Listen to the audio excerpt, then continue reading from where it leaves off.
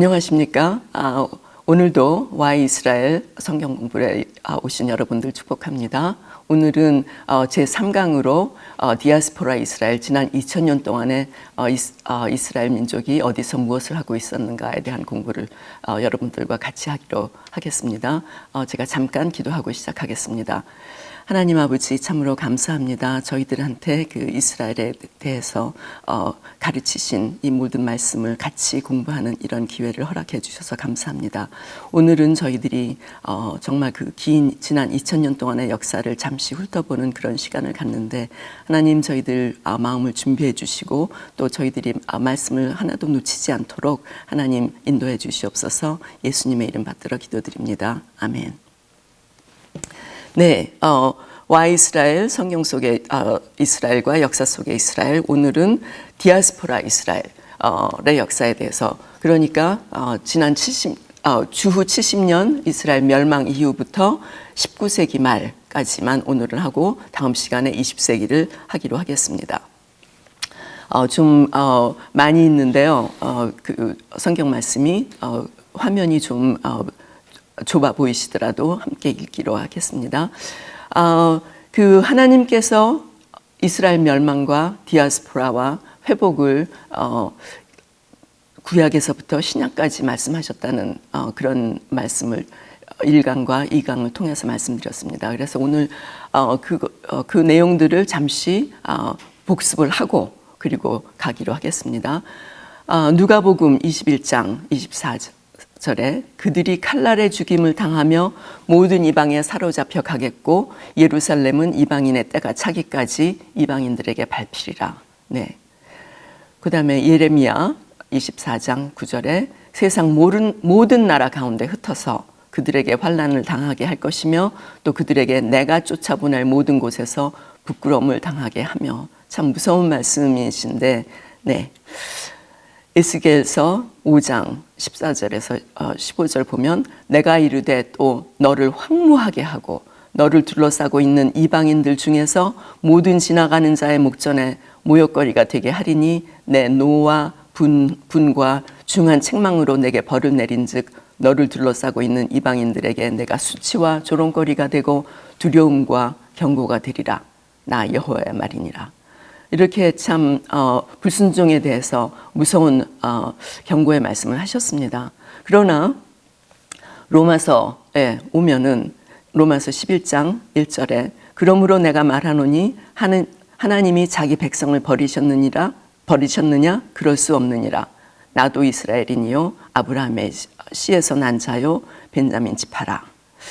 또 로마서 11장 11절에 그러므로 내가 말하노니 그들이 넘어지기까지 실족하였느냐? 그럴 수 없느니라. 그들이 넘어짐으로 어떻게 됐다고요? 구원이 이방인에게 이르러 이스라엘로 시기나게 함이라. 그렇게 말씀하셨습니다. 그런 말씀들이 이제 지난 2000년 동안 다 이루어진 것을 우리가 오늘 살펴보실 수 있겠습니다. 그래서 이제 이스라엘이 멸망을 합니다. 우리가 다 아시는 바와 같이. 그리고 예루살렘이 함락을 합니다. 근데 이제 이스라엘이 멸망을 하는 게 그냥 스스로 무너지는 것이 아니라 로마의 지배를 받기 때문에 거기에 대해서 이제 항거를 하고 하는 그런 일들이 벌어집니다. 그래서 66년 주후 66년에서부터 70년 사이에 그 소위 말해서 1차 유대인 항쟁이 일어납니다. 그때 이제 그것을 진압하기 위해서 보내진 장군이 티토라는 로마 장군인데, 정말 무자비하게 와서 예루살렘을 파괴를 하고 성전을 파괴를 합니다. 옆에 지금도 그 파괴된 것이 이제 복원되지를 못해서 지금 복원 중에 있습니다. 그래서 그 옆에 있는 사진을 보시면 성전산 주변에 그 돌무더기들이 아직도 있고, 아직도 성전산은 아직도 다른 이민족에게 잡혀 있기 때문에 그 유대인들이 마음대로 들어갈 수가 없어요. 그래서 오른편 하단에 조그맣게 보이는 그 목조 물체가 있습니다. 그것이 이제 임시 목조 다리, 일종의 통로 통로입니다. 그걸 통해서 이제 성전 산에 올라갈 수 있게 되고 거기는 그 아랍 군인들이 지키고 있습니다. 그게 이제 현실 상황이고요. 그래서 이제 70년으로 다시 돌아가면은 우리가 잘 아시는 바와 같이 구약 시기에 이제 1차로 성전이 파괴됐던 적이 있었어요. 그게 이제 600년 주전 600년 정도 바벨론 포로, 그래서 그때를 바벨론 포로기라고 하죠. 바벨론으로 이제 유대인들이 끌려갔었습니다. 그다음에 이제 지금 주후 70년에 일어난 일이 2차 성전의 파괴인데 그때 그리고 이제 유대인들이 그 땅에서 쫓겨나게 됩니다. 이스라엘이 사람들이. 그래서 그때를 1차 디아스포라, 곳곳으로 흩어졌다. 그래서 이제 어디로 끌려가기도 했지만 그냥 추방이 된 거예요. 그래서 1차 디아스포라. 그다음에 이제 1492년 여러분들이 이제 기억하실지 모르지만 1492년에는 중요한 일이 일어났습니다. 무슨 일이냐? 콜럼버스가 아메리카 대륙을 발견하는 해입니다. 그때 이제 같은 해에 스페인에서 유대인들이 전격적으로 추방이 됩니다. 그때를 2차 디아스포라 이렇게 얘기를 합니다. 그래서 지금 성전 1차 파괴, 그다음에 2차 파괴, 그다음에 스페인에서 유대인들이 추방하는 날, 그게 다 같은 날 일어나요. 이제 유대력은 음력을 사용을 하는데요. 그게 이제 아빕월 9일, 양력으로는 한 7, 8월경쯤 됩니다. 그래서 유대인들은 이 날을 티샤 베아브, 아빕월 9일이란 말이죠. 그래서 오늘까지도 이 날을 기념하고 기억을 합니다. 그래서 제가 전에도 잠시 보여드렸던 그림입니다. 돌 하나도 돌 위에 남지 않고 다 무너뜨려지리라고 마태복음에 예수님께서 말씀하신 대로 지금도 이렇게 돌들이 다 무너져서 복원되지 못하고 있습니다. 그리고 그 주민들의 집들도 특히 이제 시온산 지역에 굉장히 고급 주택들이 있었고 그곳에 예수님을 신문했던 제사장 가야반의 집도 그 언덕에 있었습니다. 그래서 한국에서는 산에 집들이 있으면은 달동네 그렇게 얘기하지만 서양에서는 그 전망 좋은 곳에 있다. 그래서 주로 이제 고급 주택 부유한 사람들이 그런 산지에다 집을 짓고 살고 있는데 그때도 그랬던 것 같습니다. 이스라엘에서도. 그래서 예루살렘 남서쪽 언덕에 지금 여러분들이 성지순례 가시면 베드로 통곡교회라는 곳이 있어요. 그것을 이제 알리간토 철치라 그래서 워낙은 거기서 베드로가 3번 예수님을 부인을 하고 닭이 울었다. 하기 전에 닭이 울었다. 그래서 닭울음 성당이라고 이제 불려지고 있는 곳인데 그곳에 있는 집들이 이렇게 불태워지고 허물어진 그런 모습들이 이렇게 보입니다. 그 중에 일부를 복원을 해서 보벌 아키올로지컬 뮤지엄 고고학 박물관으로 만들었죠. 그리고 이것도 제가 전에 보여드렸던 그림입니다. 고대 로마 광장 지금도 남아 있습니다.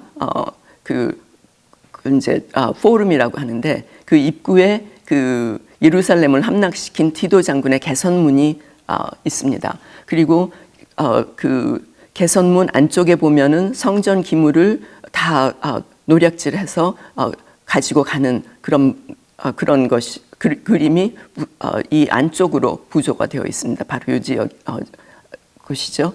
그리고 뒤쪽에 보이는 것이 이제 그 유명한 콜로세움 원형 경기장입니다. 그래서 티토는 이때 그 성전 기물 예루살렘과 이제 성전에서 노력해 가지고 간 그 물건들을 팔아서 모은 기금 아마 엄청났던 것 같습니다.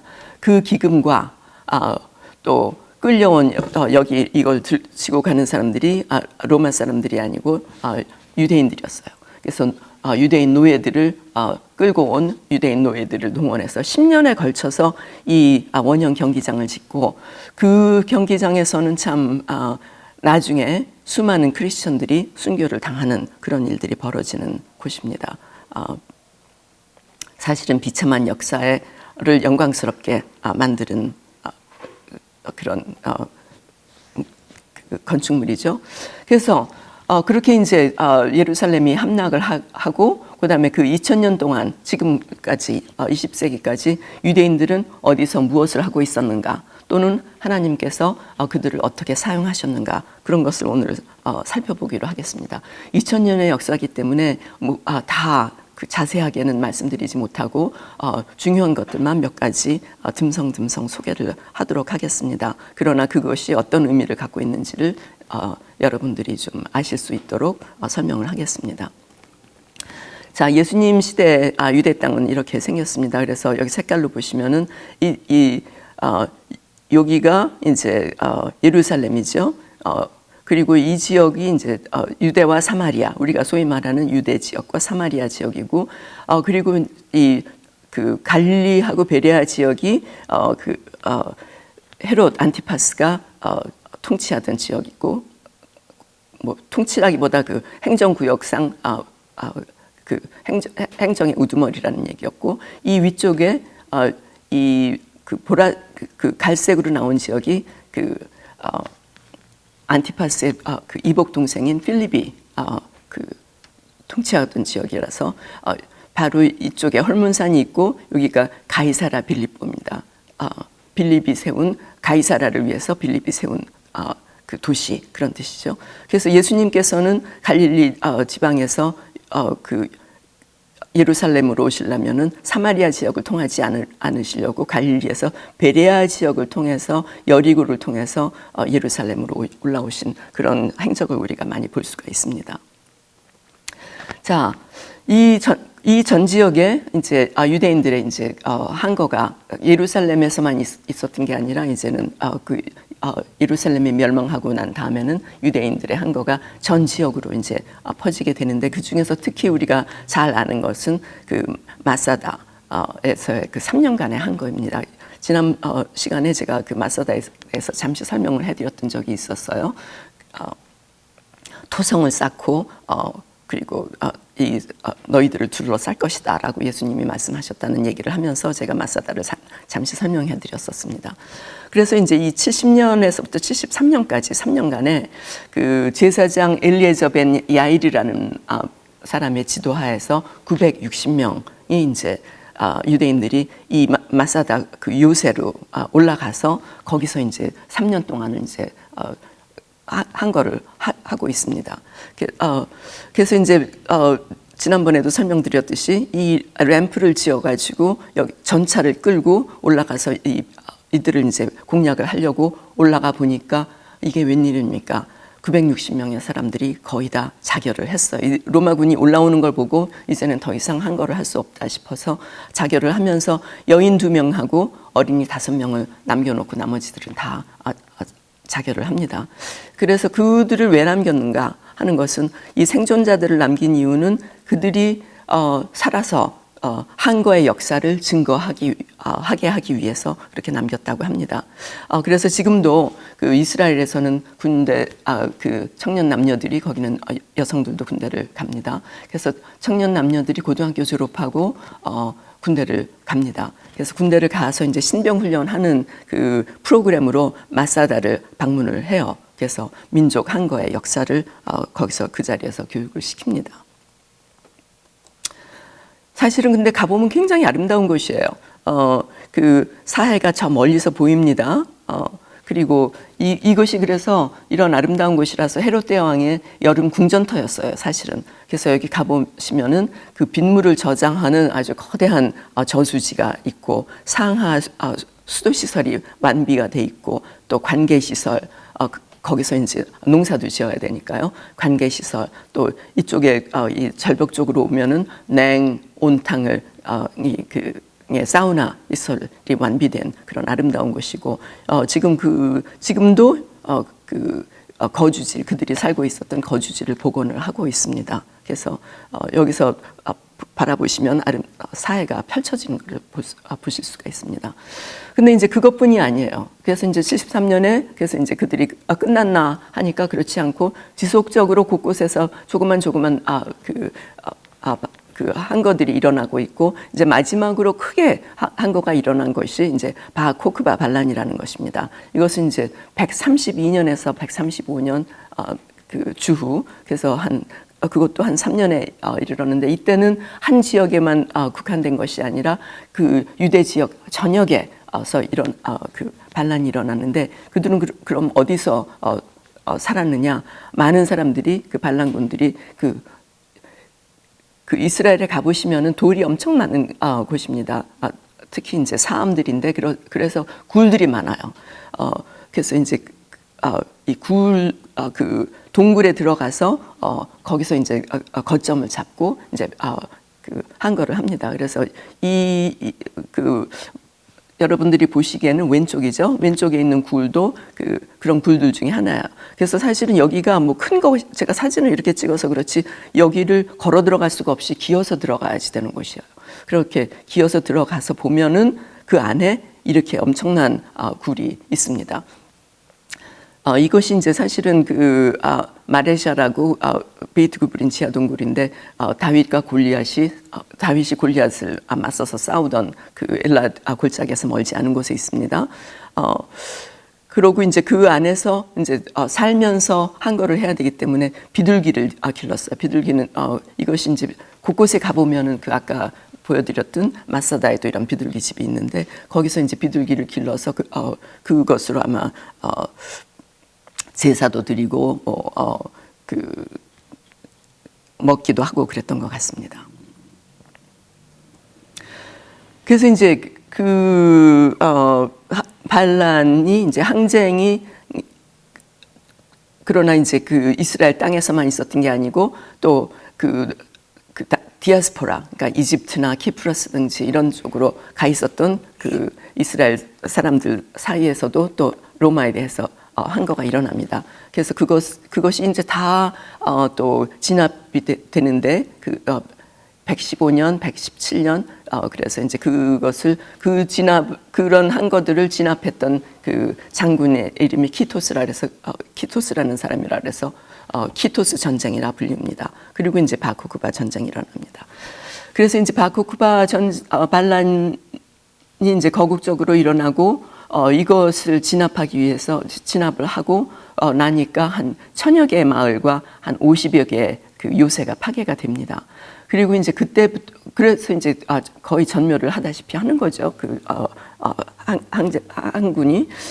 그래서 이제 로마는 바코크바 이제 항쟁을 진압하고 난 다음에 유대인들을 많은 이들을 그 땅에서 몰아내고, 다 몰아내지는 못하겠죠. 대부분 몰아내고 그 땅의 이름조차도 바꿉니다. 그래서 우리가 지금 알고 부르는 팔레스타인이라는 거가 그때 불러진 이름이에요. 그래서 블레셋의 이름을 따서 팔레스타인이라고 개칭을 했다고 합니다. 그다음에 이제 예루살렘이라는 도시도 로마식으로 에일리아 카피톨리나라고 이제 이름을 바꿨습니다. 그렇지만 그 땅에서 한 사람도 빠짐없이 다 쫓아낼 수 있었던 것은 아닙니다. 그래서 유대인들은 그 땅에서 지속적으로 거주했고, 또 바깥에 나가서 살던 사람들도 성지순례, 말하자면 성지순례로 지속적으로 그 땅에 방문하고 아닌 게 아니라 순례를 하는 그런 그 여행 기록들이 많이 남아 있고, 또 심지어는 다른 땅에 쫓겨갔다가도 다시 또 틈을 봐서 역이민을 하는 그런 사람들도 있었습니다. 그래서 이제 제가 조금 있으면 소개를 할 텐데, 그 12세기에 아주 굉장히 유명한 대학자가 있었어요. 모세 마이모니데스라는 사람이. 이 사람이 이제 스페인에서 탄생을 해서 핍박을 당해서 모로코로 이주를 했다가 나중에 예루살렘에 와서 또 잠시 살고 헤브론도 순례를 하고 그러다가 이제 결국에는 이집트 알렉산드리아에 이주를 해서 거기서 이제 왕실 의사가 됩니다. 그러나 그 사람이 죽은 다음에 이스라엘에 와서 묻힙니다. 그리고 이제 제가 만났던 그 예루살렘 히브리 대학의 어떤 교수가 있는데, 그분의 경우는 그 외가가 15세기에 그 예루살렘으로 이민을 했다 그래요. 디아스포라 어디로 그 핍박을 당해서 갔는지는 제가 미처 물어보지 못했는데, 그래서 예루살렘으로 이민을 해서 지속적으로 그때부터 지난 500년 동안 살아왔던 가게가 모게라고 합니다. 그래서 그러니까 그런 사람들이 있는 걸 드물지 않게 만날 수가 있습니다. 이스라엘에 가시면. 그러니까 우리가 그 땅에 이스라엘 사람 유대인이 한 명도 살지 않았다라고 우리가 쉽게 생각할 수 있는데 그렇지는 않습니다. 그래서 이제 이것이 그 로마 통치하에 그 예루살렘의 흔적들이 좀 남아 있는데요. 이 그림은 아마 여러분들이 많이 보셨을 것입니다. 이건 사실은 이스라엘에 있는 게 아니라 요르단 마다바라는 곳에 그 요단강 건너편에 있는 도시에 있는 그 예루살렘의 그 모자이크입니다. 이것이 그 큰 모자이크의 그 일부인데요. 그래서 보시면 사실은 이게 그 예루살렘이 옆으로 누워 있어요. 그러니까는 이쪽이 여기서 보시면 여기가 지금 다마스커스 문이라서 남북으로 이렇게 대로가 나 있고, 그것은 이제 로마의 도시계획은 항상 가면은 메인 스트리트, 그 남북으로 대로가 나고 동서로 또 그 두 번째 대로가 납니다. 그리고 이제 그 큰 대로를 카르도 막시무스라고 부르는데, 여기도 이제 지금 여기서 보이시는 마다바에서 보이는 길이 여기입니다. 그래서 많이 남지는 않고 조금만 남아 있습니다. 그래서 이제 양옆 이런 그 거대한 기둥들이 세워지고 양옆에 상가가 생기고, 그래서 거기가 이제 그 메인 스트리트가 되고 그 사이를 이제 전차들이 지나가고 이제 이렇게 만드는 거죠. 그래서 가만히 보면은 이거는 이제 한 6세기에 만들어진 모자이크인데, 여기 보면은 그 홀리시티 예루살렘 이렇게 돼 있고, 우리가 잘 아는 아켈다마가 바로 여기 아켈다마 이런 것들이 있는 걸 볼 수가 있습니다.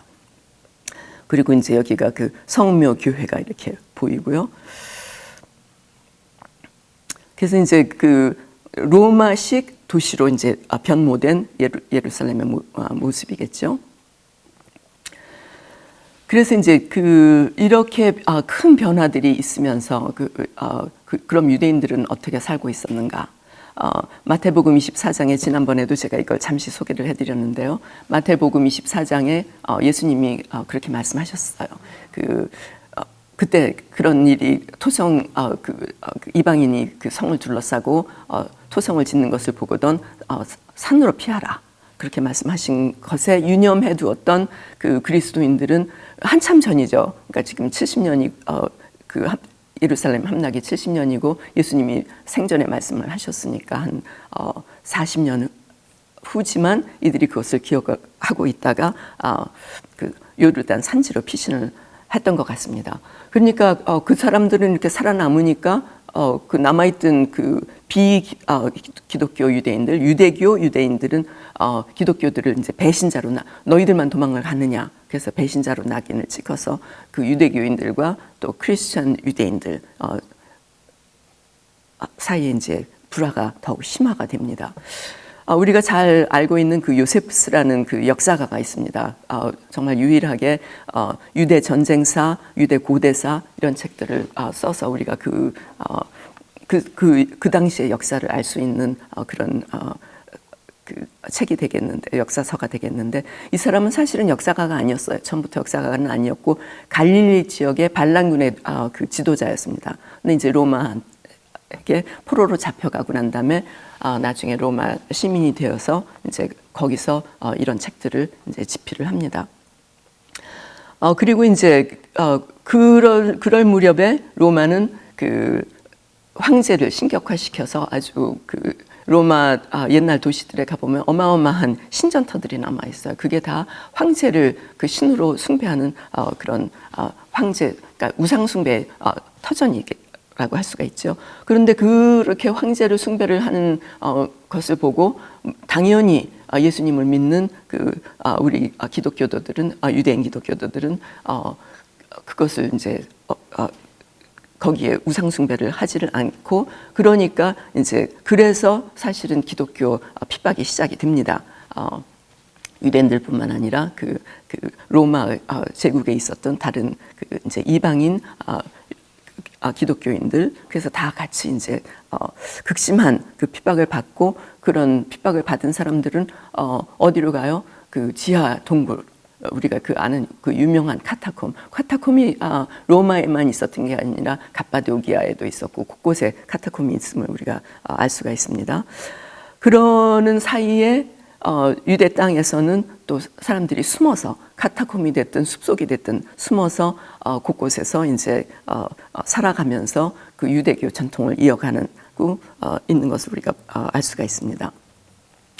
그래서 이제 그 유대 민족들이 자기네들의 그 정체성을 유지하기 위해서 벌써 이제 예루살렘 함락하기 한 2년 전부터 요하난 자카이라는 그런 랍비가 로마 황제 베스파시안으로부터 이제 해안 도시 야브네라는 도시가 있었습니다. 그 도시로 이제 그 유대인 엘리트들을 도피시킬 것을 이제 허락을 받습니다.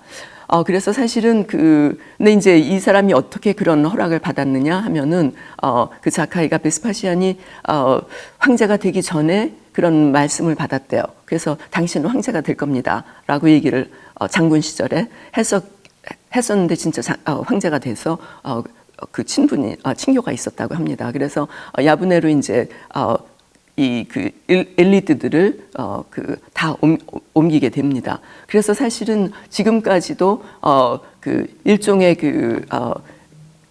그 정경유착을 아니고 그걸 뭐라고 하나요? 그 정권과 같이 손을 잡았다. 그래서 그 랍비 자카이는 지금까지도 이렇게 크게 그 역사가들한테, 유대 역사가들한테 좋은 그 평을 받지는 못하고 있는데, 제가 며칠 전에 이스라엘 신문을 보니까 이제는 그로 인해서 그 유대교의 정체성이 지켜져 왔기 때문에 그를 높이 평가를 해야 된다, 그런 기사가 난 것을 제가 봤습니다. 죄송합니다. 그래서 이제 그 야브네를 중심으로 해서 그 유대교 전통을 지키는 사람이 있었는가 하면, 이제 그 우리가 잘 아는 산헤드린 있지 않습니까? 그 지도자 회의, 70명의 그 대표들로 이루어진 산헤드린이 있었습니다. 그 성경에도 나오는. 그래서 이제 산헤드린도 또 지속을 합니다. 이들은 이제 종교적인 것뿐만 아니라 정치적 정체성을 유지하기 위해서 그 산헤드린이 지속이 되고, 또 그들이 이제 산헤드린의 의장을 나시라고 불러서 나시 제도를 정착을 해서 그것이 425년까지 한 그 주후 425년까지 지속을 합니다. 근데 이제 그 초대 나시는 무슨 뜻이냐면은 군주, 뭐 프린스, 또 프레시던트. 그래서 어떤 영어 그 역사 서적을 보면 프레시던트라고 표시를 하는 곳을 제가 봤습니다. 그래서 이제 말하자면은 산헤드린의 의장, 이렇게 되는 거겠죠. 근데 이제 이 초대 나시는 다름 아닌 그 바울의 스승이었던 랍비 가말리엘의 아들인 시몬 벤 가말리엘이 추대가 됩니다. 그러니까는 가말리엘의 아들 시몬, 이런 뜻이겠죠. 그러니까 가말리엘이 유명한 그 랍비였던 것을, 교사했던 것을 우리가 알 수 있습니다. 그리고 이것은 이제 그 갈릴리 근처에서 멀지 않은, 갈릴리에서 한 70km 떨어진 곳에 베이트 쉐아림이라는 곳이 있습니다. 지금은 다 이제 무너진 곳인데, 거기 있는 카타콤입니다. 이게 거기 보니까 카타콤 넘버 14, 14호, 뭐 15호 이렇게 들리는데, 이것이 이제 무기또 근처인데, 여기서 이 굴에서 살면서 그 미시나, 그러니까는 그 구전법을 편찬한 사람이 있었습니다. 그 사람이 이제 유다이면서 유다라는 랍비였으면서 나시였는데, 흥미로운 거는 이 굴이 이제 그 랍비가 살고 있었고, 숨어 살고 있었던 것이 알려지고, 그래서 수많은 그 디아스포라 유대인들이 사망 후에 뼈를 이곳으로 옮겨와서 묻었습니다. 그래서 이 뼈를 옮겨와서 묻는다는 것이 사실은 우리 그 어디부터 나옵니까? 창세기부터 나와서 요셉이 해골을 그 고향 땅에 묻으라. 그래서 나중에 보면 여호수아 때 그것을 가지고 와서 묻는 것을 우리가 알 수가 있습니다. 그건 뭐냐면은 그들은 이중장을 해요. 그래서 굴 속에 먼저 시신을 넣고 그러니까 뼈가 남을 때까지 다. 그래서 이제 우리가 예수님의 굴에 하고 안장을 하고 그다음에 이제 돌로 막았다. 그런 거는 이제 그것을 하기 위해서 했던 것입니다. 그러고 난 다음에 이제 나중에 뼈만 다시 석관에다 넣어서 그거를 묻지를 않고 그냥 그 야외에다 둡니다. 그래서 그런 석관들이 많이 모여 있는 곳을 이제 이스라엘에 가시면 보실 수가 있는데 아무튼 그런 장이었습니다. 그래서 이제 이 산헤드린이 425년까지 지속됐다고 제가 말씀드렸습니다. 그래서 이제 이 나시 제도 그거는 왜 그랬냐면은 나시 제도를 이제 그 로마 황제 테오도시우스가 이게 이제 425년이면 사실은 로마 제국이 망할 때입니다. 근데 그때 그 테오도시우스 2세한테 이제 마지막 나시가 이제 처형을 당합니다. 그래서 이제 마지막 나시가 처형을 되고 공식적으로는 산헤드린도 425년에 해산이 되었어요. 근데 이제 그러면은 그것으로 끝이냐? 그렇지가 않고 지속적으로, 그러니까 공식적으로 산헤드린은 없었어도 지속적으로 그 복구하려는 시도가 계속 있었고 아마 비공식적으로는 존재를 했던 것 같습니다. 그래서 1806년에 그 나폴레옹 황제가 이제 프러시아 정복에 유대인들을 좀 동원을 할까 싶어가지고 그 산헤드린을 복구를 합니다. 그리고 여기 보시는 것처럼 이것은 1883년 유럽에서 발행된 백과사전이에요. 백과사전에 이렇게 산헤드린이 모여서 회의하는 장면이 나옵니다. 근데 이제 그 1806년에 잠시 복구를 했었지만 나폴레옹은 1815년에 이제 워털루 전쟁에서 패전을 하고 센트 헬레나 섬으로 보내지고 거기서 이제 혼자서 살다가 1821년에 사망을 합니다. 그러니까 나폴레옹의 후원과 상관이 없이 나폴레옹은 이미 지속되고 있었던 산헤드린을 좀 이용을 하려고 했던 것이고 나폴레옹이 죽은 다음에 한 60년 이후에도 그 백과사전에 산헤드린의 회의하는 모습이 소개가 되는 것으로 보아서 이들은 지속적으로 지하에서 그 회의를 또 유대인 그 커뮤니티를 디아스포라 커뮤니티를 공동체들을 여기저기서 아마 관장을 하고 있었던 것으로 보입니다. 산헤드린을 이것은 좀 흥미로운 것이라서 제가 소개를 합니다.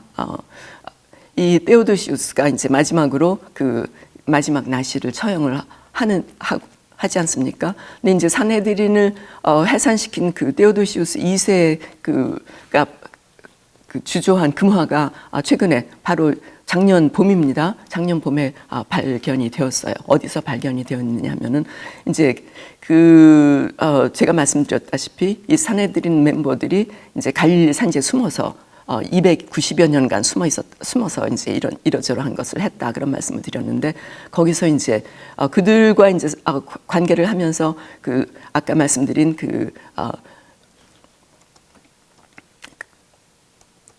베이트 쉐아린 그 무기또 근처에 있는 곳하고 그다음에 이제 갈릴리 그 해안에 서쪽 해안에 티베리아스라는 도시가 있었습니다. 그 도시에서는 또 다른 일이 일어나고 있었는데 그 두 곳을 연결을 하는 그 등산로를 만들었어요. 그래서 이제 그게 약 70km에 이르는데 그 등산로에서 이제 이 금화가 발견이 된 것입니다. 그러니까 다시 말해서 제가 산헤드린이 거기서 이제 숨어서 계속 지속적으로 이런 일들을 하고 있었다 그런 말씀을 드린 것이 결국은 테오도시우스가 그것을 산헤드린을 해산을 했지만 그가 주조한 금화가 바로 그 산헤드린 등산로에서 발견이 됐다라는 것을 이제 우리가 알 수 있는데 이것은 사실 인터랙티브한 그런 학습장이에요. 그래서 가다가 보면은 어떤 그 건물 무너진 거가 있으면 거기다 전화기를 앱을 해서 전화기로 이렇게 들이대 보면은 그 건물이 본래 모양이 이제 그림으로 이렇게 나타나는 그런 아주 참 놀라운 그런 역사 학습장인데 아주 산속입니다. 그래서 그 70km에 이르니까 이제 캠핑을 하면서 이제 가야 되겠죠. 그래서 이제 70명의 사내들인 멤버 또 70km 그다음에 이제 이스라엘 독립 70주년에 이제 그 등산로를 열고 이제 그런 여러 가지들을 준비했습니다. 그러면 이제 그 티베리아스에서는 티베리아 그 미시나 그 베이트 쉐아림에서는 이제 미시나를 그 구전법을 여러 가지 그러니까 그것이 이제 생활에 어떻게 적용되느냐 그런 것 그런 내용들입니다. 미시나를 보면. 그런데 티베리아에서는 무엇을 하고 있었느냐? 거기 살고 있던 사람들은 마소라본을 편찬을 했습니다. 마소라본이 무엇이냐? 이게 이제 히브리 성경의 성경의 이제 그 조각입니다. 이것은 이제 주전 그 사해사본 주전 한 2세기경에 쓰여졌다고 추정되는 사해사본입니다. 근데 여기를 보시면은 그냥 그러니까 이것이 이제 자음들이에요. 자음들만 연결이 됐습니다. 우리가 이제 선교지에 그 편지를 보낼 때 특히 이제 기독교 박해가 심한 그런 나라에 있는 선교지에 우리가 편지를 보내거나 그럴 때 어떻게 했습니까? 제가 이제 얼마 전에도 어떤 선교사님한테 그런 카톡을 보내면서 시옷 기억님 그렇게 보냈어요. 그다음에 기억 디귿합니다. 뭐예요? 선교사님 기도합니다. 근데 자음만 써도 우리는 다 알아들어요. 그 맥락에서 그와 마찬가지로 자음만 있는 성경입니다. 그게 이제 워낙에 그 오래된 성경이고, 근데 이제 이 디아스포라가 되니까 성경도 이제 많지가 않고 그 사본들도 많지가 않고 귀하고 그리고 이제 사람들도 다 흩어져서 각자 또 흩어진 곳에서 또 그 나라 말들을 쓰고 그러다 보니까 이 자음만 가지고 읽을 우리가 만약에 미국에서 자란 2세, 3세들이 한테 시옷 기억 디귿 합니다. 그렇게 하면은 못 알아들을 경우가 많이 있겠죠. 그걸 읽을 수가 없는 경우가 많이 있겠죠. 그래서 이제 모음 부호를 첨가를 합니다. 여기 여러분들이 보시면 오른쪽에 있는 페이지는 마소라본의 페이지입니다. 그래서 여기에 이제 그러니까 이쪽에 사해사본에 있던 자음에 이런 여러 가지 모음 기호를 하는데 그 모음 표기는 이제 쉼표, 액센트, 마침표, 뭐 읽는 법 이런 것들도 다 또 옆에 이렇게 설명이 돼 있고 그래서 이렇게 하니까 저 같은 사람들도 이제 읽을 수가 있는 겁니다. 그렇지 않으면 이게 무슨 뜻인지 하나도 모르겠죠. 그래서 이런 것을 그 8세기에 이제 완성이 돼서 이것을 마소라본이다 이렇게 합니다. 그래서 이제 널리 그 디아스포라에 여러 군데 흩어져 살고 있는 사람들한테도 이제 성경을 가르칠 수 있는 물론 구약입니다. 근데 이제 이렇게 왜 이런 필요가 있었는가 하는 것은 그들의 이제 교육 수준 때문인 것 같아요. 이게 이제 라기스 서신이라는 이게 뭐 종이가 아니고요. 이게 이제 토기 조각입니다. 토기 조각에 쓰여진 글자예요. 이런 것들이 많이 발견이 되고 라기스에서 이게 이제 3번인데 이제 1, 2, 3 이렇게 번호가 붙여졌겠죠. 이런 토기 조각이 많이 발견이 되기 때문에. 근데 이제 이 토기 조각에다가 고대 히브리어로 이거는 이제 조금 전에 보여드린 이 글자하고 조금 모양이 다릅니다. 고대 글자 문자인데 고대 히브리어로 쓰여진 서신의 일부입니다. 근데 이 라기스 서신 3의 내용은 뭐냐 하면은 주전 590년 경이죠. 그 바벨론 침공 시에 이스라엘 남부 라기스 성에 주둔하고 있던 한 병사가 근처 도시를 지키고 있던 야우시라는 이름을 가진 자기 상사한테 라기스의 상황을 보고하는 내용입니다.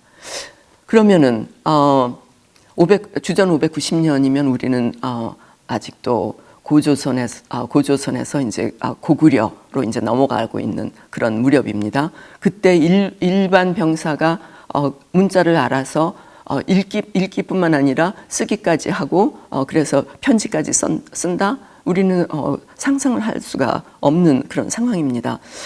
아무튼 그러나 이들은 이런 것으로 미루어 보아서 고대 이스라엘 사회에서는 특권층뿐만 아니라 일반인들, 그러니까 일반 병사가 이렇게 쓴 거예요. 일반인들에게도 널리 교육이 행해졌던 것으로 이제 추정이 됩니다. 그래서 이제 그 이스라엘에서는 이런 그 토기 문자, 토기 문자가 아니라 토기에 쓰여진 문자들 걸 이제 오스트라콘이라고 하는데 다수 발굴되고 있습니다. 또 이런 것을 보고 이제 이런 고고학 자료들이 많이 나오는 것을 보고 이제 학자들이 자유주의 신학자들은 이제 그 성경이 그 구전으로 내려오다 훨씬 나중에 후세에 쓰여졌기 때문에 정확하지 않다 이런 그 이론을 펼치고 있는데 이런 자료로 보아서 그 성경은 훨씬 그런 학자들의 주장보다 훨씬 더 이전에 쓰여졌을 거라 그런 이제 가능성을 뒷받침해 준다라고 또 이제 합니다. 자, 이게 이제 1세기 로마 제국입니다. 이 지금 보시는 이 전 지역이 사실은 그러니까 지중해를 중심으로 그 뺑 둘러서 그 로마 바울 서신의 이제 바울 서신의 로마서를 보면 이 원을 내가 다 가고 싶은데 이제 원을 돈다 그런 표현이 있어요.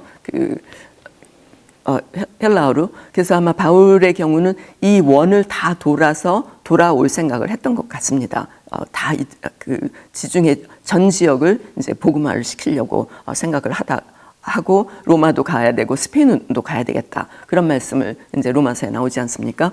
그런 것이 이제 가능하고 할 수 있었던 것은 로마가 여기 엄청난 전 지역에 엄청난 이제 도로를 만들어 놨었기 때문이죠. 그래서 이제 사실은 예루살렘이 함락되기 전부터도 많은 유대인들이 이 로마 제국 전 지역에 흩어져 살고 있었음을 우리가 성경을 통해서도 알 수 있습니다. 우선 이제 헬라어 성경이 그러니까 히브리 성경이 헬라어로 번역된 것을 우리가 70인역 셉투아진트 이렇게 부르는데 이제 그것이 한 주전 270년경부터 주전 한 50년경까지 그 번역 작업이 이루어졌다라고 이제 추정을 하는데 그것이 이루어진 곳이 이집트의 알렉산드리아입니다. 이집트의 알렉산드리아에서 그것이 필요했고 그것은 이제 로마 제국 전체에 이제 흩어져 살고 있었던 디아스포라 유대인들한테 그들은 이제 헬라어가 이제 공용어였기 때문에 헬라어로 성경을 읽는 것이 필요했었겠죠. 그래서 이제 번역이 됐고 또 예수님의 십자가를 대신 지고 가던 시몬 구레네 시몬이라는 사람 이름을 기억을 하실 것입니다. 그 시몬은 어디서 온 사람이냐? 구레네는 지금 리비아입니다. 리비아의 벵가지가 여기쯤 있죠. 그 유명한 그 벵가지 사건이 일어났던 벵가지 옆에 있는 구레네에서 유월절을 맞기 위해서 그 유대 땅으로 돌아왔던 그런 사람이 이제 시몬 구레네입니다. 그리고 이제 오순절 때 예수님 돌아가시고 오순절이 있을 때 그때 이렇게 사도행전 2장 9절에서 11절 보면 굉장히 많은 곳에서 사람들이 온 것을 볼 수가 있어요. 근데 거기서 시작하는 게 메대와 또 갑바도기아와 메소포타미아와 갈라디아와 밤빌리아와 부르기아와 그다음에 어떻게 하고 로마에서 로마 그다음에 리비아 이집트에서 사람들이 왔다.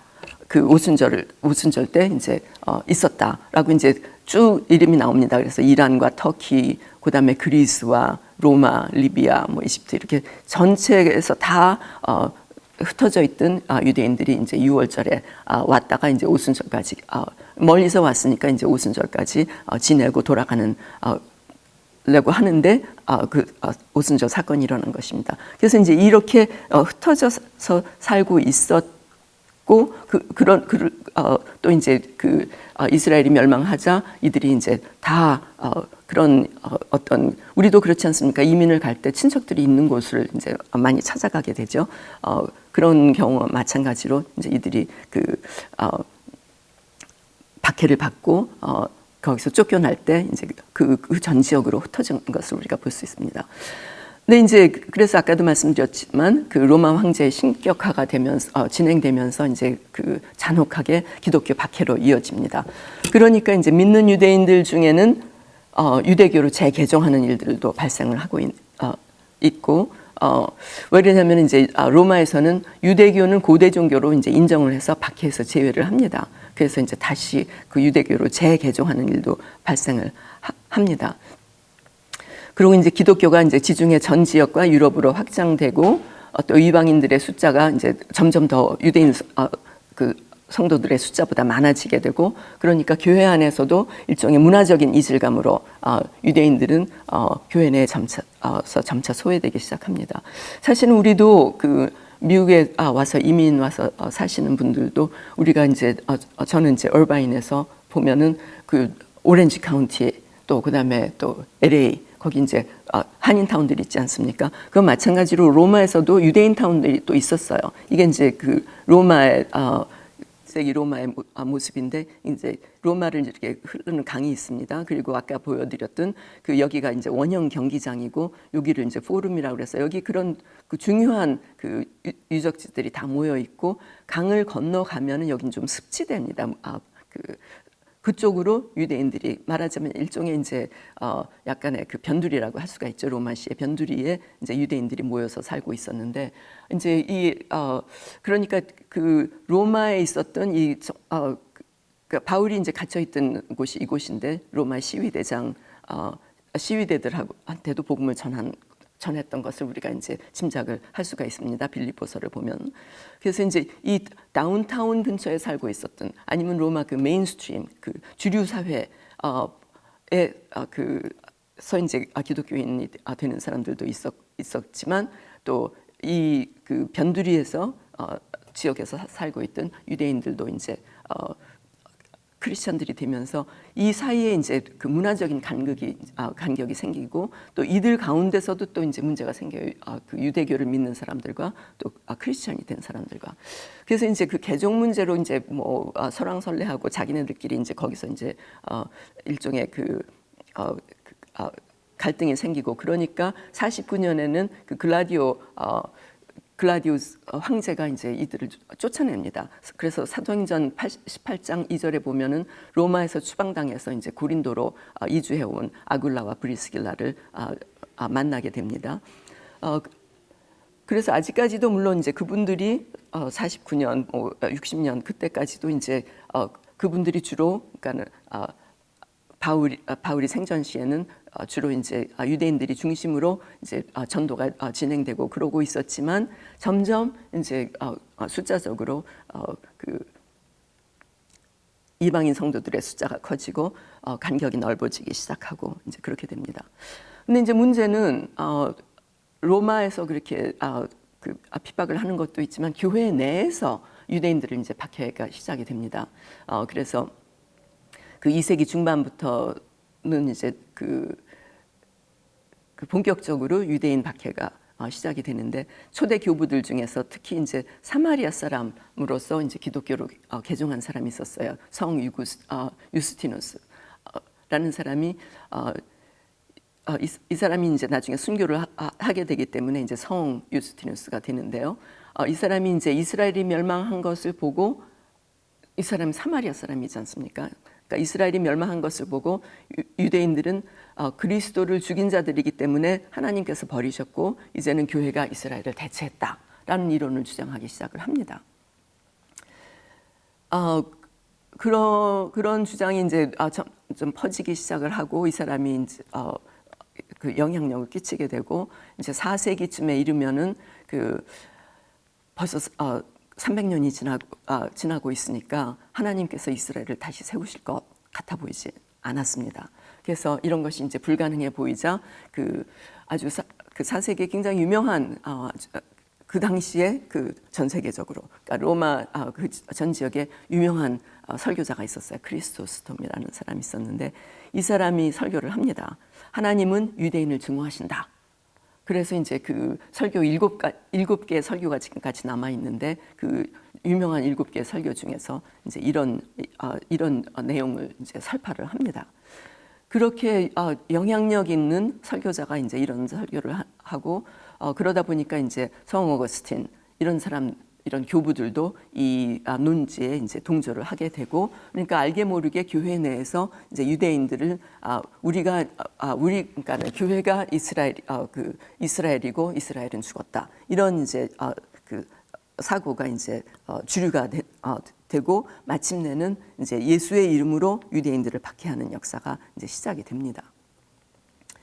그래서 이제 조금 아까 말씀드렸다시피 순교자 유스티너스가 이렇게 얘기하고, 이스라엘의 멸망은 하나님께서 예수를 죽인 유대인들을 벌하신 증거다, 이렇게 얘기를 하고, 또 그 요한 크리스토스톰 같은 사람들은 콘스탄티노플의 주교였었어요. 그리고 설교를 하도 잘해서 황금의 입이라는 별명을 가진 사람인데, 이 직접적으로 유대인들은 불성실한 악당이고 상습적인 살인자들이고 악마에 붙잡힌 자들이다, 하나님은 너희들을 증오하신다, 이렇게 이제 설교를 합니다.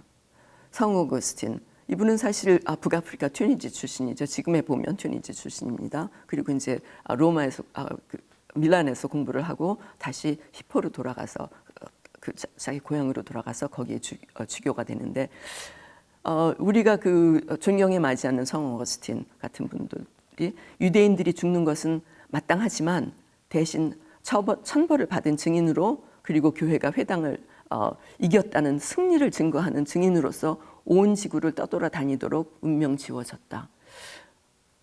구약 성경을 읽으신 걸까요? 궁금합니다. 이제 그렇게 그 로마 쪽에서는 이제 그렇게 되는 한편 유대인들은 이제 디아스포라가 이제 지속이 되는데, 예루살렘 함락 후에 그 경건주의파들이 이제 에센파, 우리가 에센파들은 많이 알고 있죠. 근데 그리고 이제 그 에센파 중에서 또 극경건주의들, 에비온파라고 있습니다. 이들은 이제 무소유를 주장하는 사람들인데, 이 사람들이 이제 아라비아 반도 그 서해안 쪽으로 이제 이주하기 시작을 합니다. 이것이 이제 그 에센파들이 공동체를 이루고 살고 있던 쿰란 지역입니다. 이제 여기서 사해본도 발견이 되었고, 여기서 그 아연판에 글을 쓰던 그런 흔적도 여기서 발견이 되고, 또 세례 요한도 혹시 이 공동체 소속이었을 것이다라고 추정하는 학자들이 있습니다. 이제 이들은 그 세례 요한이 이제 짐승의 옷을 입고 가죽을 입고 이제 이런 것으로 미뤄봐서 아마 그렇게 얘기를 하는 것 같습니다. 그들이 이제 검소하고 종교적인 생활 습관을 이제 유지하던 그 에비온파들이 이제 아랍 지역으로 내려가니까 아랍 사람들한테 상당히 좋은 인상을 심어줬고, 그들은 또 이제 조금 이따 설명을 하겠지만 교육 수준도 굉장히 높고, 그렇기 때문에 그들이 한테 상당히 좋은 영향을 끼쳤고, 결국은 이슬람교 형성에 일정한 영향을 끼치게 됩니다. 근데 이제 디아스포라 공동체를 우리가 잠시 보면은 어디를 가든지 그 성인 남자 10명 이상이 모여 사는 곳, 그러니까 성인 남자 10명 이상이라 하면은 이제 10가족이라는 말이겠죠. 모여 사는 곳에는 미니안이라고 불리는 공동체가 이제 형성이 됩니다. 그래서 그들은 회당을 짓고 거기서 이제 성경을 가르칩니다. 그리고 이제 이것이 더 크면, 그러니까는 예를 들어서 이제 바울이 빌립보를 갔을 때 그런 공동체를 발견을 하지 못한 거예요. 예를 들어서 그러니까 그러니까 10가족이 미만이 살고 있었던 것입니다. 만약에 거기 있었다면은. 그다음에 이제 유대인 남성이 120명 이상 있는 곳, 그러니까는 120명 120가족이 있는 곳에는 그 유대 율법이 효력을 발생을 하고 자체적으로 세금을 부과하고 의무 교육 제도를 실시합니다. 그래서 이제 모든 유대인들은 이제 의무 교육을 받았고, 또 가난한 자들과 이제 고아들은 무상으로 교육을 받았습니다. 그다음에 이제 교사들은 높은 급료를 받고 존경을 받았기 때문에 많은 유대인들이 교사 되기를 지원합니다. 사실은 지금도 그 랍비들은 상당한 그 연봉을 받고 있습니다. 어떤 미국의 경우는 목사님들보다 훨씬 많은 연봉을 받는 것을 우리가 알 수가 있습니다. 그리고 이제 그들이 이제 의무 교육을 받았을 때는 어떤 교육을 받았는가? 커리큘럼은 이제 그 성경 지식입니다. 모세 율법, 그다음에 그 고도의 성경 지식, 이제 성경 해석, 이런 것들을 이제 교육을 받고, 그다음에 또 일반 사회에 필요한 전문 지식을 전문 기술을 또 하나를 또 습득을 합니다. 그것이 이제 두 가지를 해서 우리가 이제 바울을 만났을 때 바울이 그 랍비 훈련을 받았던 사람이지만 어느덧 우리가 보니까 아까 말씀드렸던 그 고린도에서 보니까 장막 깁는 그런 일을 배운 것을 우리가 알 수가 있습니다. 그래서 이제 아굴라하고 프리스길라 아굴라하고 같이 동업을 하게 됩니다. 그 장막 깁는 일로서. 그래서 이제 자기가 하는 일은 이제 자비량으로 선교사의 역할을 하는 것을 우리가 보는데, 그런 교육을 적어도 2세기경부터는 시작을 했다고 그 학자들이 추정을 합니다. 근데 미국에서 의무 교육 제도가 생기는 것이 19세기입니다. 그런데 유대인들은 늦어도 그 2세기부터는 의무 교육을 실시하고 있었으니까 이들이 이제 가지고 있었던 그 지적인 자산은 굉장히 높았고 그 영향력이 있었다고 볼 수가 있겠습니다. 그래서 이제 의무 교육 제도를 통해서 이제 그 성경 지식과 율법과 또 그 높은 그 도덕적 규범과 또 그 윤리관 이런 것들을 이제 가지고 있었기 때문에 디아스포라 유대인들은 각 정착지에서 또 학자 또는 기업가로 성공을 하고 또 어느 사회에 정착을 하든지 그 사회에 일정한 기여를 하게 되기 때문에 그 환영을 받았고 존경을 받았습니다. 단지 기독교 국가들은 제외하고. 그래서 이제 이것이 이제 그 아라비아 반도 그림에서 보시는 게 이제 아라비아 반도고, 이 초록색 그로 이제 그 보이는 지역으로 아마 그 유대인들이 그 정착을 했던 것으로 보입니다. 그리고 이제 그 아랍에서는 지금도 뭐 많은 부분 지금은 좀 안 그렇지만 아직도 거기는 유목민들이 많이 살고 있습니다. 그래서 유목민 문화들은 사실 뭐 앉아서 이렇게 교육을 받거나 그런 형편이 되지 않는 문화지 않습니까? 항상 옮겨 다니기 때문에 그런 문화를 갖고 있었던 그 유목민들한테 이 유대인들은 상당히 큰 영향을 끼치게 되고, 이들이 갖고 있었던 과학, 천문학, 화학, 수학, 우리가 지금 아라비아 숫자 이렇게 얘기를 하고 있지만 사실은 그런 문화, 그 학문에 영향을 끼치기 시작을 한 것은 유대인들이라고 볼 수가 있습니다. 그래서 그들이 이제 정착한 곳들은 국제적인 그 무역 센터로 또 성장해서 그 이제 이슬람 문화가 이제 펼쳐나가는데 큰 영향력을 끼치게 됩니다. 그래서 이제 이슬람이 이제 600년 무렵부터 620년 무렵부터 이제 발흥을 하고 세력을 팽창을 하게 되는데, 그것은 이제 이슬람이라는 제도화된 종교, 그다음에 이제 이들이 이스라엘 사람들이 들여온 그 유럽 문명, 헬라 문화 이런 것, 그다음에 고대 철학, 헬라 철학 이런 것들이 이제 계승이 되고 첨단 과학을 덧입혀서 막강한 제국으로 이제 등장을 하고, 이러한 그 유대인들은 이러한 혼종 문화에 힘을 입어서 이제 이슬람 제국이 그 팽창하는데 중요한 역할을 하게 됩니다. 그래서 이제 그들이 갖고 있는 유대국 배경, 또 헬라 문학, 비잔틴 제국의 체험 이런 것들이 이제 다 축적이 된 그 디아스포라 유대인들이 이제는 더 이상 그 로마 제국의 그 백워터 한 변방 민족의 이제 변방에 있는 그 민족이 아니라 그 국제적인 총화로 등장을 하게 됩니다. 그래서 이제 그 소위 이슬람 황금기라는 그 우마야드 왕조 750년경이면은 그들의 이제 영토가 이렇게 넓게 아라비아에서 돼서 지금 보이는 이란, 그다음에 이제 아프가니스탄, 그다음에 이집트를 거쳐서 그 북아프리카 전체 해서 스페인 남부까지 이 전체를 이제 장악을 하게 됐고 됩니다. 여기에 이제 유대인들이 같이 그 전위로 나서게 되죠. 잠시 말씀드렸다시피 무함마드는 이제 고아였습니다. 고아였는데 그래서 이제 그런데 삼촌이 그 약대를 몰고 이제 그 무역을 하는 그런 대상이었어요. 그래서 이제 그 삼촌을 따라서 그 레반트 지역, 그러니까 유대 땅에 가본 적도 있고, 그리고 이제 아라비아 반도에 그 이주한 그 유대교들한테 그 영향을 받습니다. 그래서 이제 그 이슬람교를 설립을 하게 되는데 그 622년에 동족들한테 인정을 받지 못해서 그 메카에서부터 이제 메디나로 도망을 간, 그래서 헤지라라고 합니다. 그 도주한 그 사건을. 그래서 이제 그때부터 헤지라한 그때부터 이제 그 해를 이슬람의 원년으로 선포를 하고 그 전 지역에 이제 그 포교를 시작을 합니다.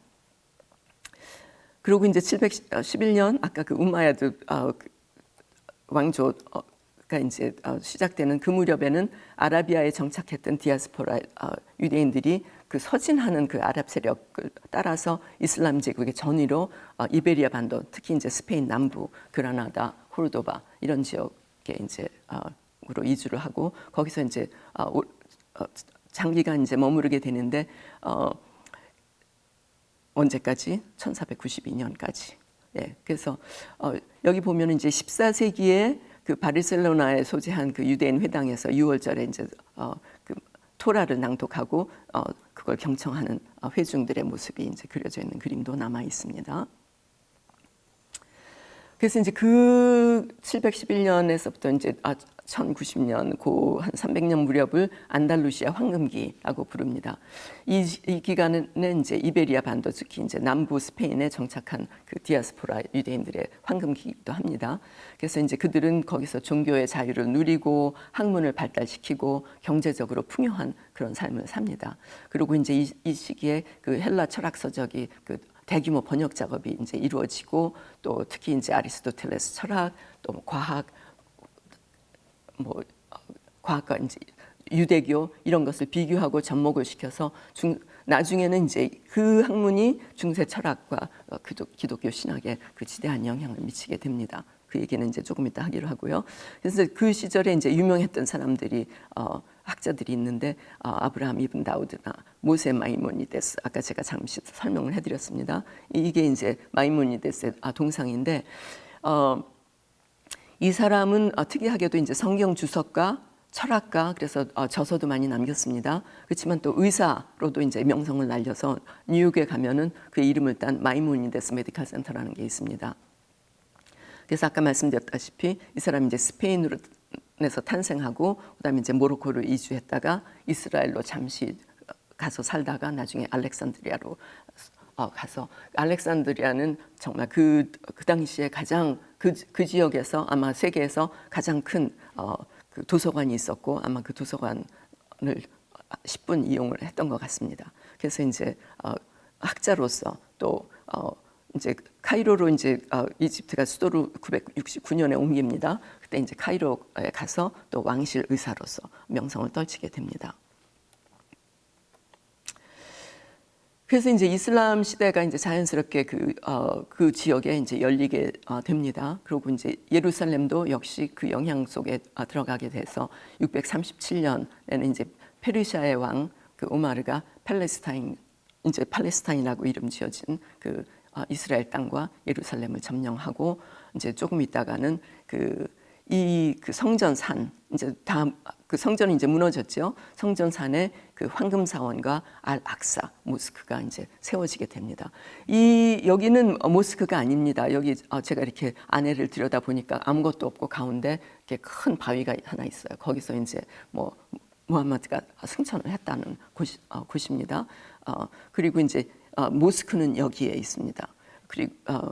그리고 이제 이쪽에 통곡의 벽이 이제 이쪽에 있는 것이죠.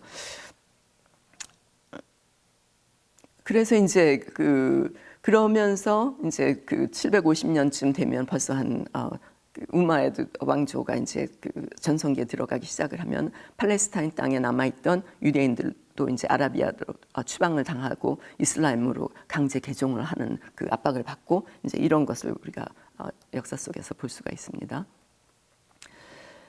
그렇게 이제 이슬람 세력이 팽창을 하면 이제 직접적으로 영향을 받는 거가 이제 기독교 세계가 되겠죠.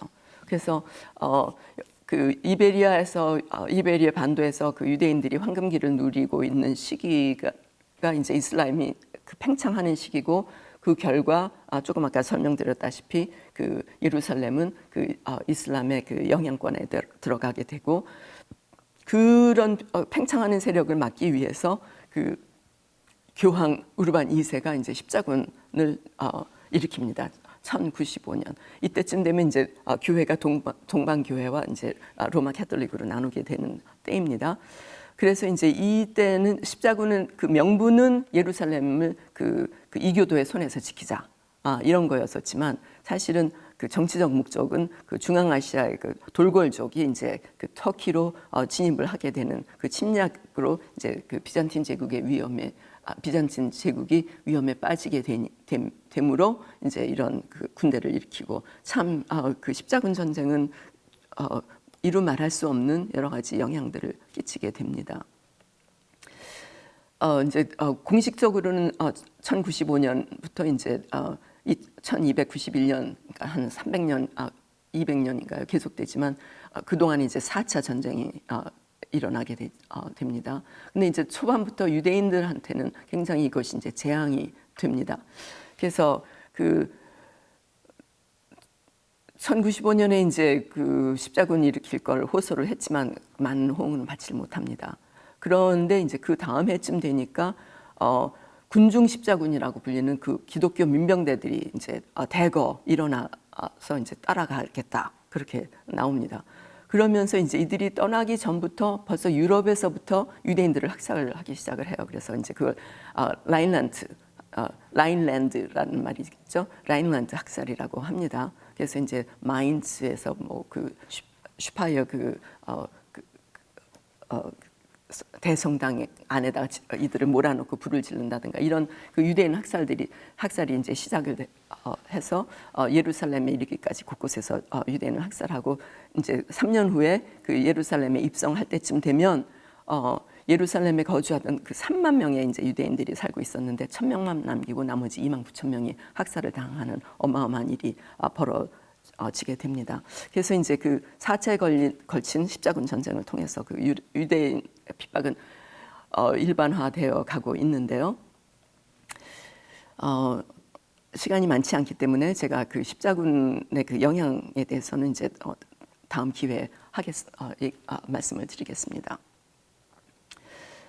이제 그래서 그때 이제 십자군이 예수의 이름으로 유대인을 박해를 하게 되고 그 닥치는 대로 공격을 하고 그들을 죽이고 막 이런 일들이 이제 자행이 되고 교황 이노센트 3세는 그리스도의 피가 유대인들을 저주하며 호소하고 있다.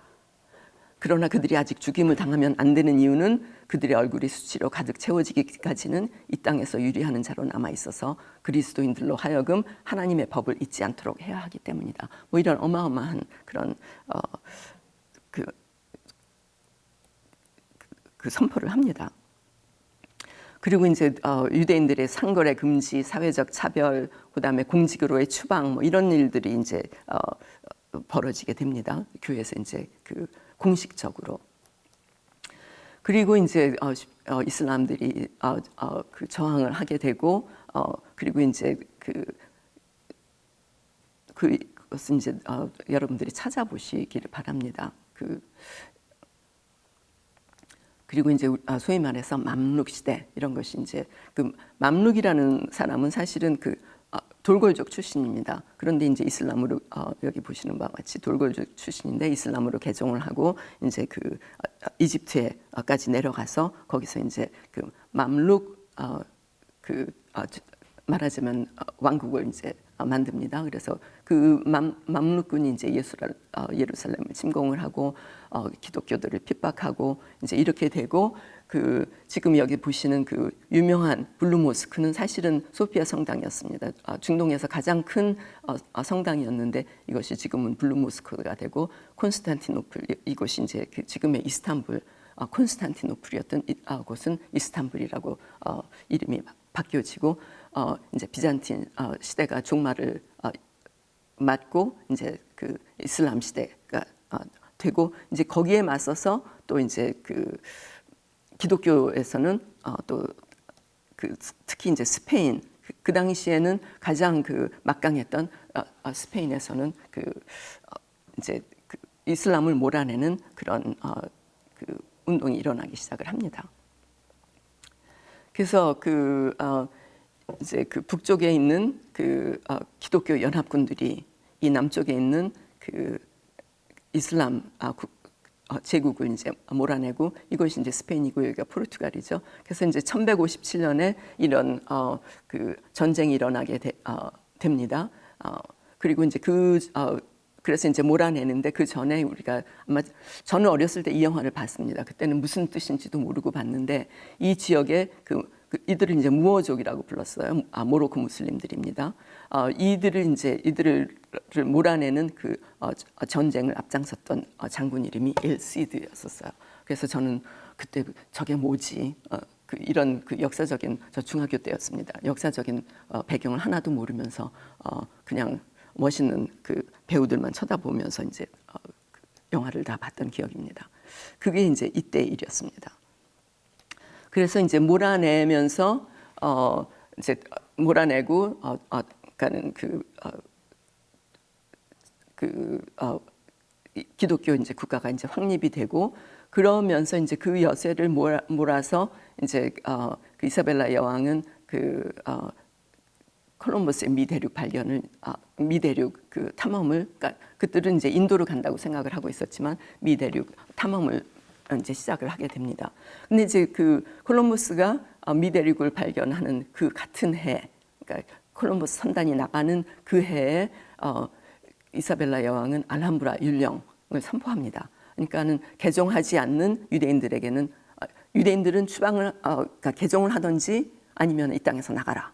그래서 당시 스페인에 거주하던 약 30만 명의 유대인 중에서 절반 정도가 이제 그 옆나라 포르투갈로 임시 도피를 하고 나머지 중 또 절반은 개종을 하고 또 개종을 거부한 나머지 유대인들은 추방을 당해서 북아프리카나 유럽으로 이제 이주를 합니다. 근데 이제 개종을 했어도 스페인 사람들은 그들을 마라노라고 불렀어요. 돼지라는 뜻입니다. 그리고 여기가 이제 유명한 그 리스본의 그 로시오 광장인데요.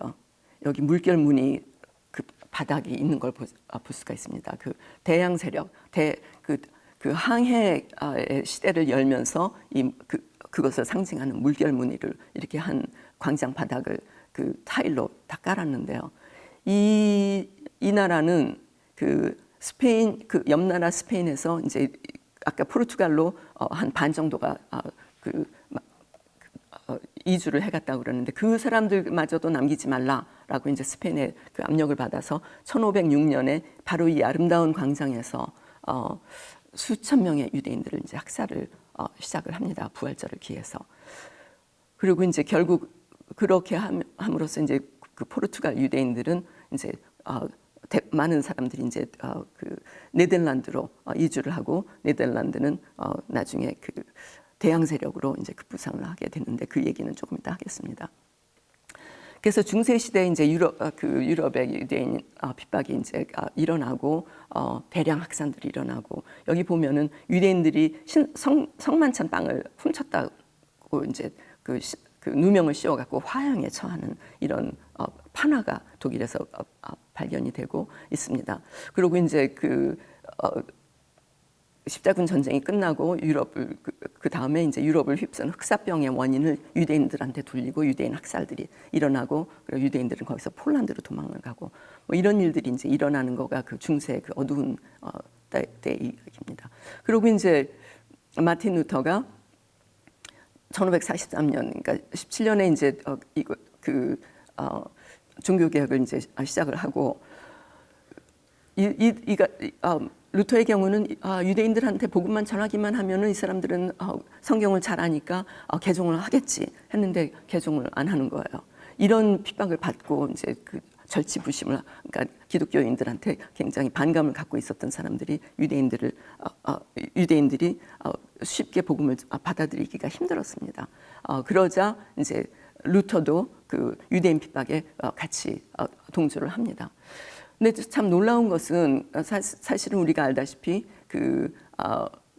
루터는 로마서를 읽으면서 이제 그 복음을 깨닫게 되고 이제 그것으로 그 종교 개혁을 하는데 같은 로마서에 있는 우리가 지난 시간에 공부했던 그 감람나무 참감람나무와 돌감람나무 그리고 그 꺾인 그 뿌리 그런 데 대해서 분명히 읽었을 것 같은데도 그런 것을 다 잊어버리고 그 유대인들 핍박의 앞장을 섰습니다.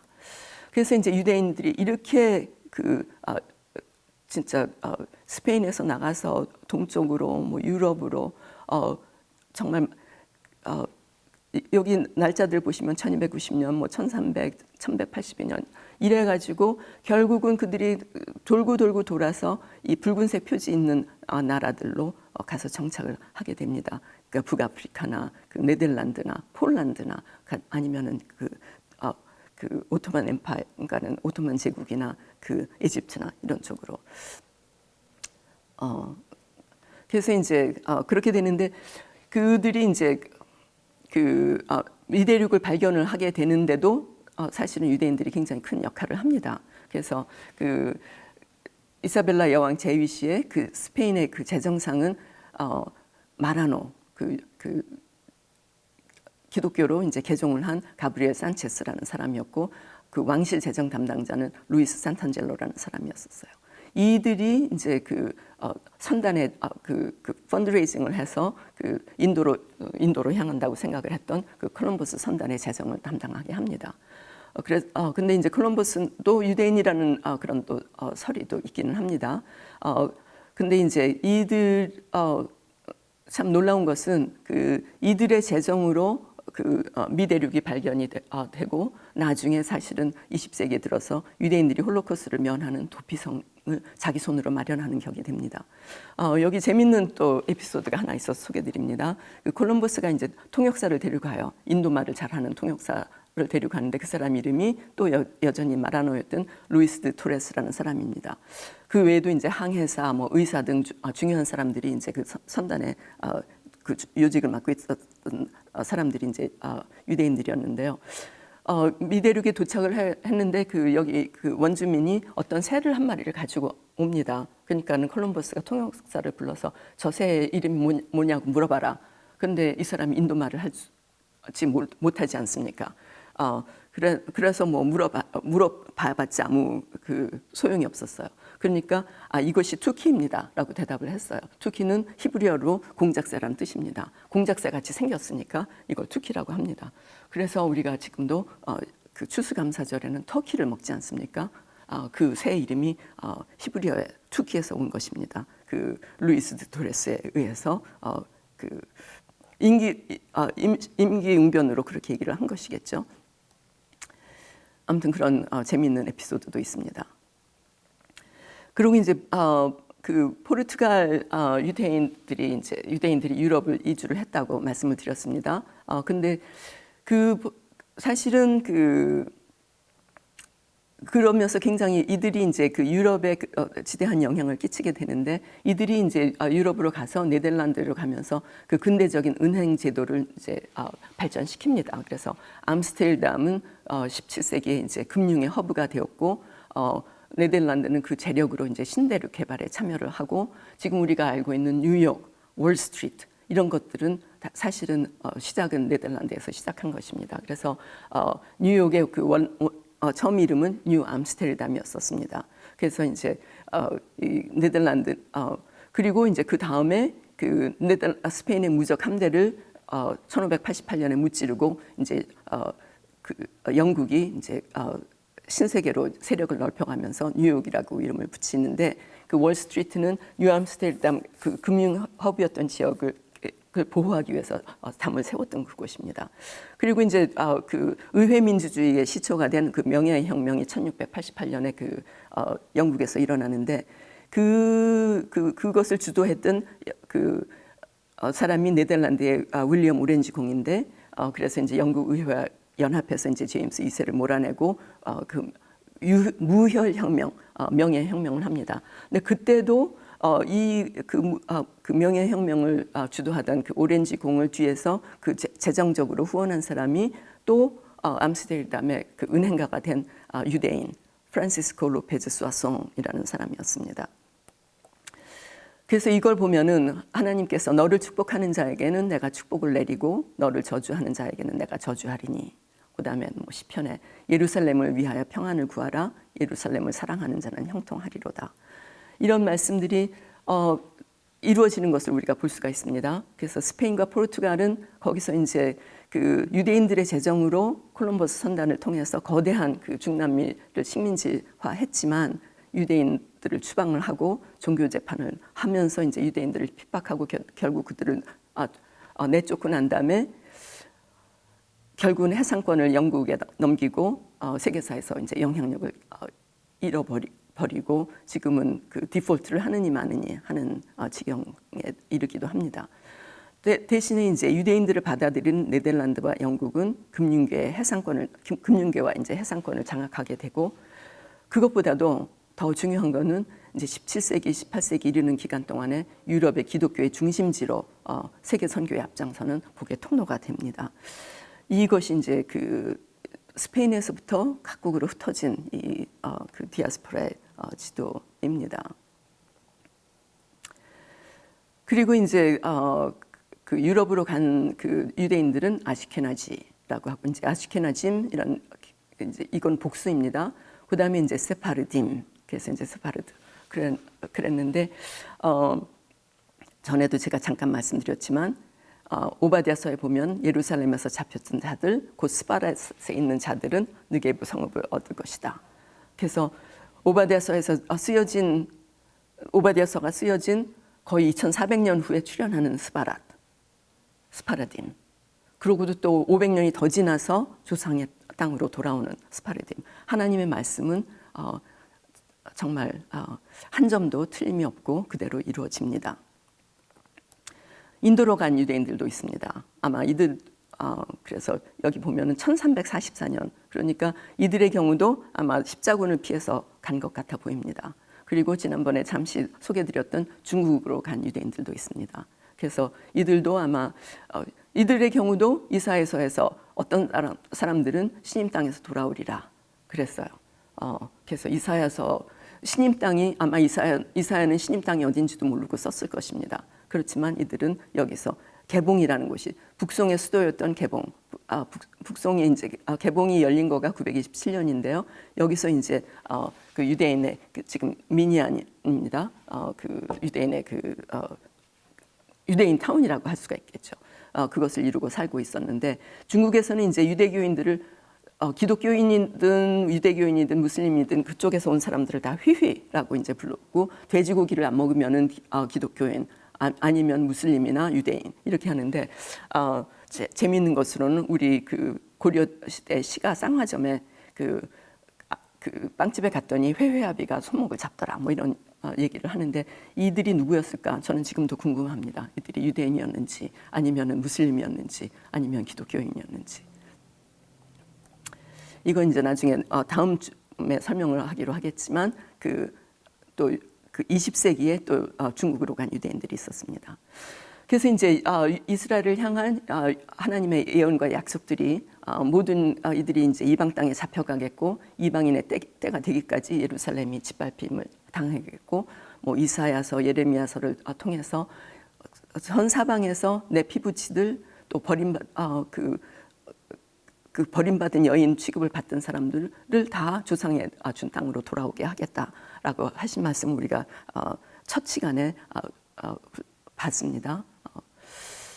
그래서 이제 예루살렘이 그 오스만 터키의 통치를 계속 아직도 받고 있었고, 또 지속적으로 받아왔습니다. 1917년 이후까지. 그러는 사이에 유럽에서는 엄청난 그런 유대인 핍박이 더욱더 지속되고 있습니다. 그래서 1819년에 보면은 아까 우리가 독일에서 그 판화를 보여드렸죠. 1819년이 되면은 유대인 집안에 들어가서 가옥을 방화를 하고 유대인을 학살하고, 또 이런 어떤 살해사, 특히 이제 러시아 알렉산더 2세 암살 사건이 이것이 배후가 유대인이다 이래서 뭐 이런 걸 이제 포그롬이라고 합니다. 이런 것들이 이제 유럽 곳곳에서 일어납니다. 말할 수 없는 사건들이 잔악한 사건들이 일어나고, 그나마 미국의 유대인들을 중심으로 이제 조직적인 저항이 시작되고, 또 유대인들이 이래서는 안 되겠다. 우리가 언론을 좀 유도해야 되겠다 싶어서 이제 독일과 프랑스의 유대인들이 프랑스의 그러니까 유대인들을 위한 신문사, 언론사들이 이제 설립되기 시작을 합니다. 이제 나중에 그 언론사 중에 하나가 그 언론인 중에 하나가 굉장히 큰 역할을 하게 되는 것을 다음 시간에 알려드리겠습니다.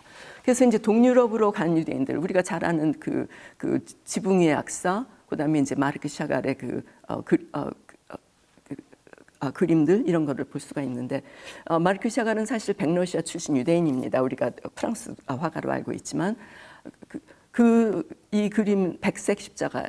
그러니까 유대인으로 오신 메시아의 이름으로 여기 유대인들의 그 기도하는 쇼리 덮여져 있죠. 예수의 이름으로 백인들이 유대인들을 핍박을 어떻게 할 수가 있느냐 그런 것을 이제 묻는 이게 1938년 그러니까 나치가 일어나는 그 해입니다. 이런 그림을 그렸고 이거는 이제 그 백러시아에 살던 유대인들이 핍박을 하는 그 포그롬. 우리는 이걸 재밌는 뮤지컬로 보지만 이거는 사실 엄청난 그 폭력에 대한 이야기입니다. 자, 그래서 이들이 이제 돌아오기 시작을 해요. 이제 도저히 유럽에서 살 수가 없다. 우리가 다시 돌아가자. 그래서 이제 1860년대부터 돌아오기 시작합니다. 그래서 이제 예루살렘의 유대인 마을이 형성하게 되고 1875년에는 예루살렘 성 밖에 이제 그 최초의 하시dim 마을이 세워집니다. 그래서 이제 20세기까지 들어오게 되고 20세기에는 드디어 그 이스라엘이 독립이 1948년에 되고 이제는 그 영토도 이제 정리가 되어가는 그 얘기를 다음 시간에 드리기로 하겠습니다. 감사합니다. 자, 제가 잠시 기도로 마감 기도하겠습니다. 하나님 아버지 감사합니다. 저희가 정말 2000년 동안의 이 참 참혹한 유대인 역사, 그 꺾이어진 가지에 는 어디서 무엇을 하고 있는가를 보고 있었습니다. 그러나 하나님께서는 우리가 모르는 그 배후에 또 그 유대인들을 통해서 정말 세상을 축복하시고 한 것을 우리가 볼 수 있습니다. 정말 그 핍박 속에서도 각 곳에 가서 또 그 나라에 일정한 그 선한 영향력을 미쳤고 또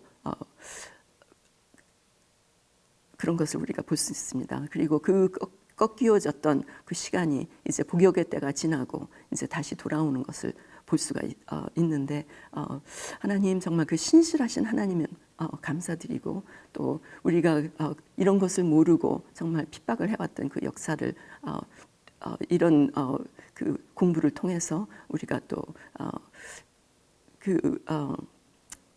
정말 통회하는 그런 마음으로 하나님 그들에게 또 용서를 구하는 그런 기회가 있기를 기도합니다. 이 모든 말씀 예수님의 이름 받들어 기도드렸습니다. 아멘.